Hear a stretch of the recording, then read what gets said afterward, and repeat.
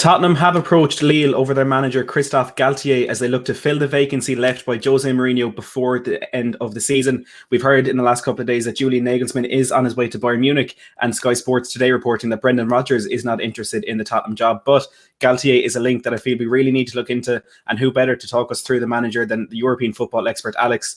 Alex, look, you're on the channel quite a bit lately, but how are you getting on today? Doing really good, thank you. I'm looking forward to diving into these rumours. Yeah, I'm looking forward to chatting about Galtier with you. But look, before we do dive into that, anyone, if you are watching and you are new to the channel and you want more discussion videos like this, plus the Tottenham Fan Voice podcast, Tottenham watch-alongs, and so much more, please do make sure to hit that subscribe button down below and click the like button as well if you are intrigued by these rumours. But look, Alex, let's dive into it. Galtier is a manager who has been at Lille since 2017. I just had a quick look there where they finished in that time, and they finished 12th just before he took over. And then in his first season, they finished 17th, narrowly avoiding relegation. But since then, have finished 2nd, 4th, and are now on course to beat PSG to the league untitled, being 1 point ahead with 4 games left. You have to be impressed by him, don't you? Yeah, you do. And it's the lower finishes have kind of been more about their squad and who they've lost. You'd be shocked to learn some of the players that Lille have had in recent years and seen let go. Obviously, everyone knows about Eden Hazard, but you don't know about Gervinho, Idrissa Gana Gueye, Dimitri Payet as well. There's loads of players that have come through that team, like even Divock Origi, and then left. And they were kind of going for a bit of a middling patch in the mid-2010s, and then 2017, Yuri took over. Yeah, you're right. They had a bad finish, but it's right to focus on how they've done now, because Galtier has built this team along. Lille have always been a good team for spotting talent, but he's managed to hold a really big squad. And I think what will excite Tottenham fans, especially after the dark ages of Mourinho, he's a really good man manager. Not only is he a smart manager when it comes to the pitch and tactics, but in this Lille squad, there's players like, just the attacking players, it's Burak Yilmaz, Yusuf Zizici, Jonathan David, Jonathan Ikone, Timothy Weah. They are all players who play up front. And besides Yilmaz, they're all quite young, hungry for minutes to try and prove himself. Yet he's managed to balance all of their game time and keep every single one of them happy. And he's, as for youngsters too, he's amazing at nurturing them. So he'll keep everyone on side. But if you're looking at sort of Tottenham boys, I think Bergwijn, if Galtier was to come, he'd be a really good beneficiary. So the sort of tricky wingers, those sort of players, I think they'd be really benefiting from Christophe Galtier rather than Tottenham.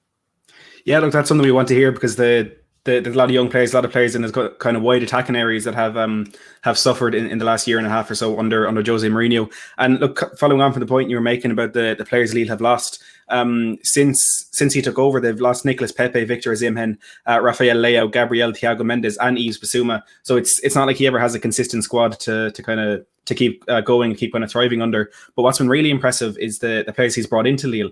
And another list here, you've mentioned a few of them already. There's Renato Sanchez, Benjamin Andre, Yusuf Yazici, Jonathan David, Burak Yilmaz, who I'm pretty sure he signed on a free at the beginning of this season, has 12 goals in the league. They have Domagoj Bradovic, Timothy Weah, Sven Botman, Jose Font, Jonathan Bamba, Jonathan Ikone, Zeki Celik. A lot of those names have been linked with Spurs in the last bit or so, and a big part of that is Luis Campos, who is in the head of recruitment there at Lille. Someone Spurs have been looking at bringing in, and now a director of football is something we're really looking at bringing in as well. But Galtier, he's just so effective and so efficient in the transfer market, isn't he?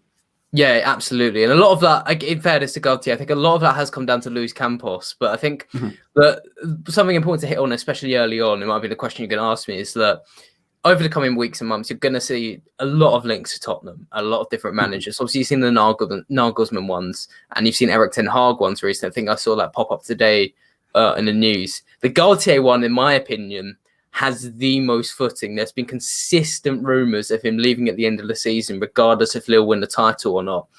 And what looks like they're going to win the title, even though it's an incredibly thin title race, they could even finish out the Champions League places by the end of this. But the thing about Galtier, I think he's ready to move on to a Premier League club.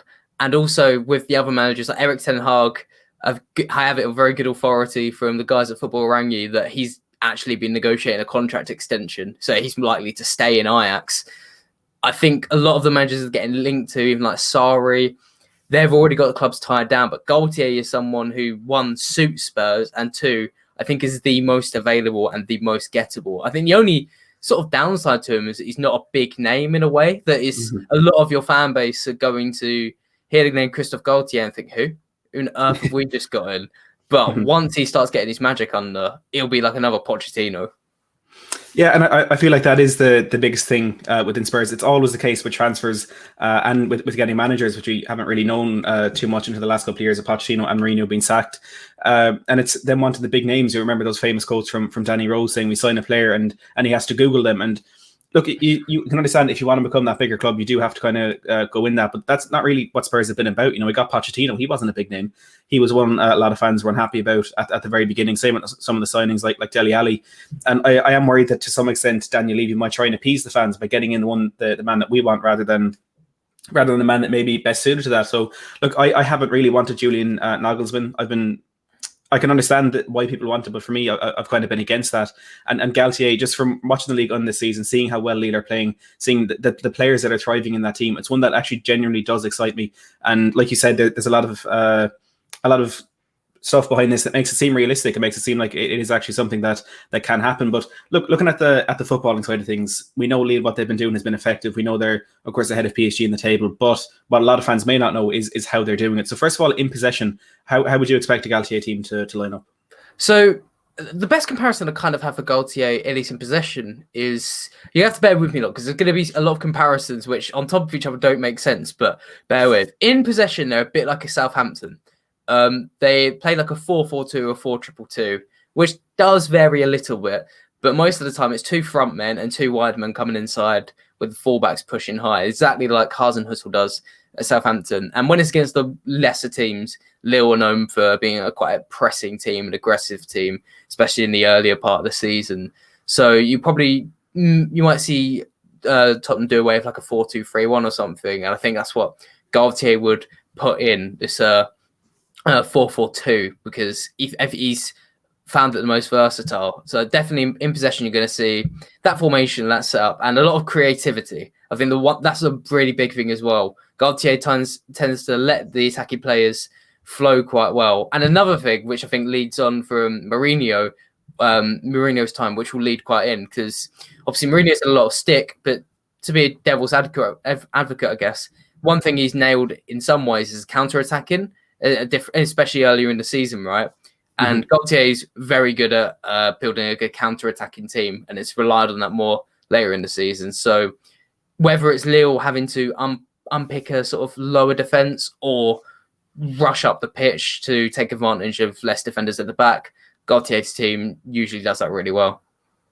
That's really good to hear, kind of feeding into some of the strengths we have already, and then kind of adding to what we wanted to see more from the side this season. And I kind of made a lot of it when we got Jose Mourinho about the coaching staff we'd actually stolen from Lille. So a lot of people wouldn't really remember that the likes of Joao Sacramento came from within Galtier's coaching staff, and we picked them out for these reasons. But maybe it was Galtier who was more the brains behind that, as perhaps you would expect to happen. But out of possession, a high press, I suppose, is what Spurs fans will be wanting, rather than that typical low block that we've seen for 18 months now. And that is something that Galtier seems to have perfected. At times, in fairness. So this is where the comparison is coming in and out. So when it's against a lower team, he will press a lot higher. He's not, that's one thing. He's very flexible and versatile. So he will change his team depending on whoever he's facing. For example, against Lyon and PSG recently, he put Renato Sanchez at left mid and or right mid to kind of reinforce whichever side of the park he thought was the most threatening.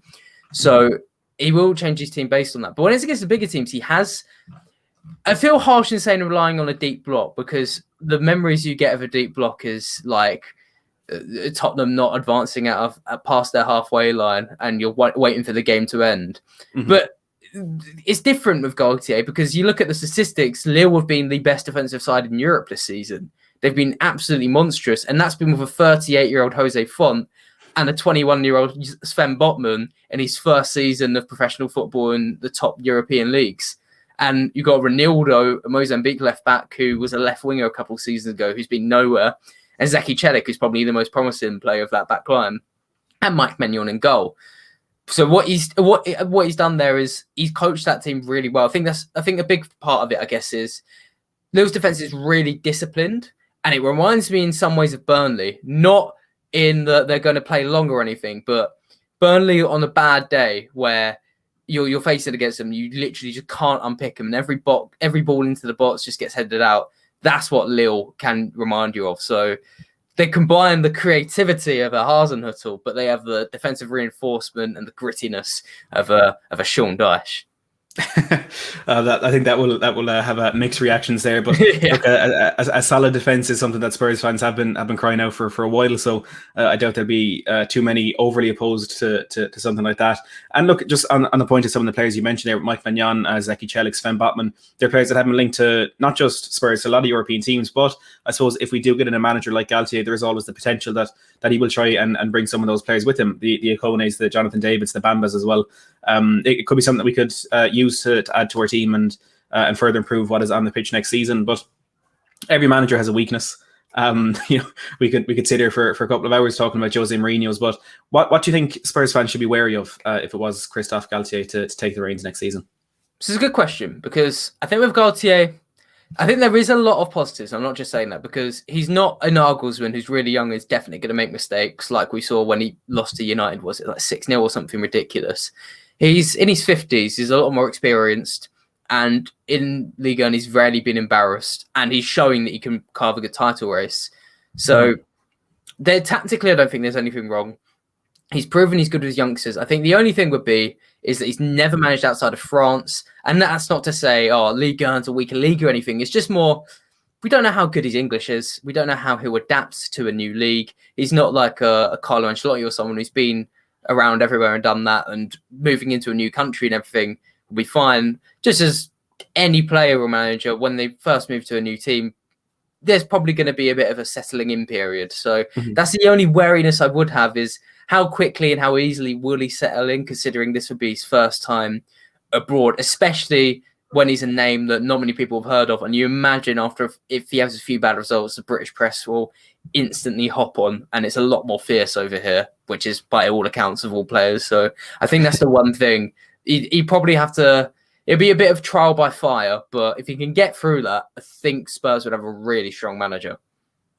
That's good to hear, and it's interesting as well, because I did notice that with his playing career as well. He spent 99% of his playing career in France, and had 1 year in Italy and I think 1 year in China before he did retire. So maybe his knowledge of football outside France wouldn't be as high as some of our other options, but still he is someone who seems to play football the right way. And it's not like he has his own set philosophies and that's how we play. Like you were saying, he may go a bit deeper against the better teams, and maybe that is what Spurs are looking for. And another point I did want to make as well, for those watching, is that he's managed two teams in his career. He spent 8 years at Saint Etienne and now spent 4 years at Lille. So he's not the type of manager who'll come in, maybe have a bad year and then walk, or have a bad 2 years and then be sacked or whatever. He seems to be a long-term manager, and that 8 years at Saint Etienne has him as the longest-serving manager in Ligue 1 history. So I think that's something that we can't quite ignore, and is another good sign, I suppose, for Spurs if we do want to be into a rebuild and we want to turn around what could very quickly become a free fall, which is make us turn into Arsenal, and I don't think any of us want that.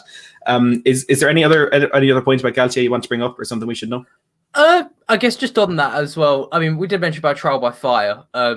Imagine Saint Etienne is a bit like managing Newcastle. So for anyone who manages Newcastle Saint Etienne for 7 years, they must have a whole lot of patience. So I will give there's something to give him that. But yeah, it's more that I think as well. Just the final point, I guess, is as it's more on the personality, as a likable person, he's really shone this season.